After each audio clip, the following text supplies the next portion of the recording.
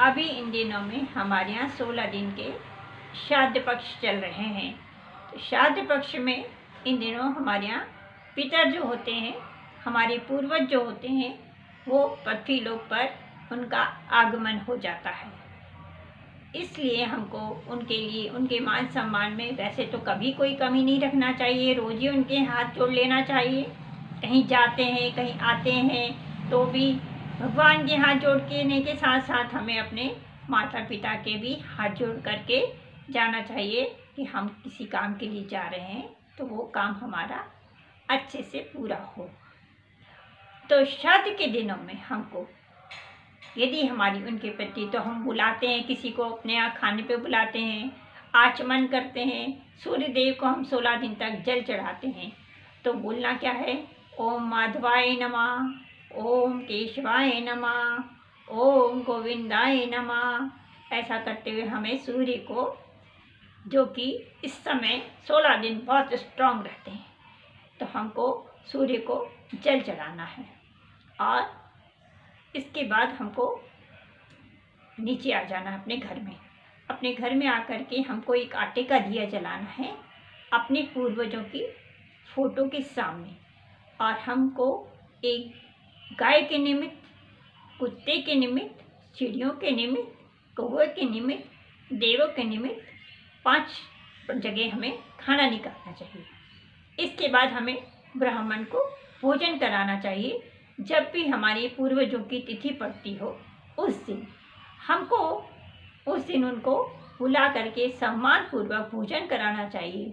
और जाते समय उनको दक्षिणा वगैरह दे करके उनसे आशीर्वाद लेना चाहिए।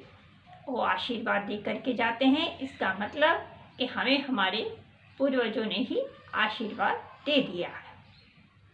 और हमेशा हमारे यहाँ की फ़ोटो कहीं उल्टी सीधी दिशा में नहीं लगानी चाहिए। पूर्वजों की फ़ोटो हमेशा दक्षिण दिशा की तरफ लगानी चाहिए और कभी भी भगवान के मंदिर में नहीं रखना चाहिए।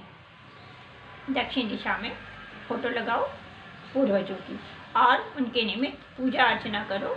और जो भी आपसे बन पड़ता हो, आपके घर में जितने भी कमाने वाले हों, तो उनसे सबसे किसी, जो भी हैसियत हो उनकी, 20 रुपये, 50 रुपये, 100 रुपये, 500 रुपये, 1000 रुपये, जो भी उनकी हैसियत हो, तो उनसे ले लीजिएगा।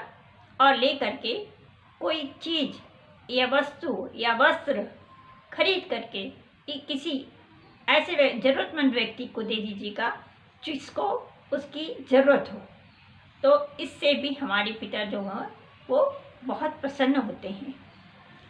और हमारे लोगों के यहाँ से, जहाँ से जो पैसा जाता है, इससे भी उनको खुशी मिलती है कि देखो हमारे यहाँ इतना अच्छा तरीके से हमारे निमित्त ये लोग, हमारे घर के लोग हमें याद कर रहे हैं और हमारे निमित्त किसी ज़रूरतमंद को पैसा दे रहे हैं या कुछ वस्तु दे रहे हैं। और हमको तुलसी माता के सामने एक कटोरी रख देना है और 5 अंजलि भर करके 5 अंजलि हमको गंगा जल उसमें डाल देना है। और इसके बाद में फिर आटे का एक दिया जलाना है। आटे का दिया जलाने के बाद में हमको वो दक्षिण की तरफ उसकी बाती होना चाहिए। हमेशा जब भी हम पूर्वजों के निमित्त कोई काम करते हैं तो हमेशा उसकी बाती दक्षिण की तरफ होनी चाहिए।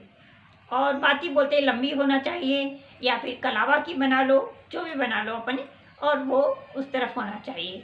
और फिर इसके बाद तुलसी माता के हाथ जोड़ करके प्रार्थना कर लेना चाहिए कि हमसे जो भी पूर्वजों के प्रति कोई गलती हो गई हो जाने जाने में, तो क्षमा करें।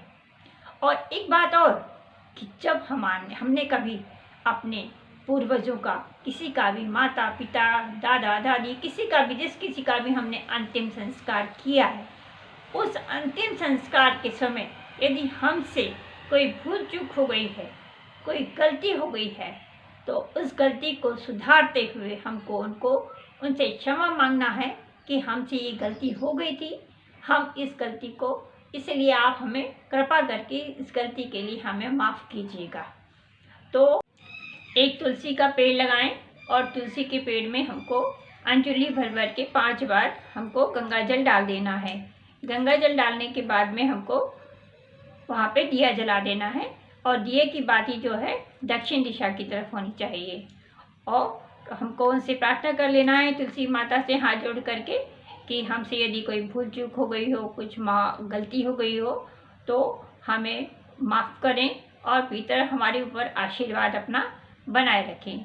और कभी भी हम कहीं यदि जाते हैं तो देव को हम प्रणाम, भगवान को हम प्रणाम करके जाते हैं, साथ के साथ में हमको अपने माता पिता को भी प्रणाम करके जाना चाहिए। इससे उनका हमारा आशीर्वाद बना रहता है, हमारे कभी किसी काम में रुकावट नहीं आती है। और यदि रुष्ट हो जाते हैं हमसे तो हमारे कई कामों में रुकावटें आना शुरू हो जाती हैं। इससे हमें पता पड़ता है कि पितृ दोष लगा हुआ है। तो ऐसा ना करें। इन 15-16 दिनों में कृपा करके ऐसी करें आप लोग, जिससे कि पितृ खुश होकर के और आशीर्वाद दे करके जाएं। ऐसी मेरी आप सभी लोगों से विनती है, प्रार्थना है। आप सभी लोग ऐसा करेंगे, ऐसा मेरा विश्वास है। जय श्री राम।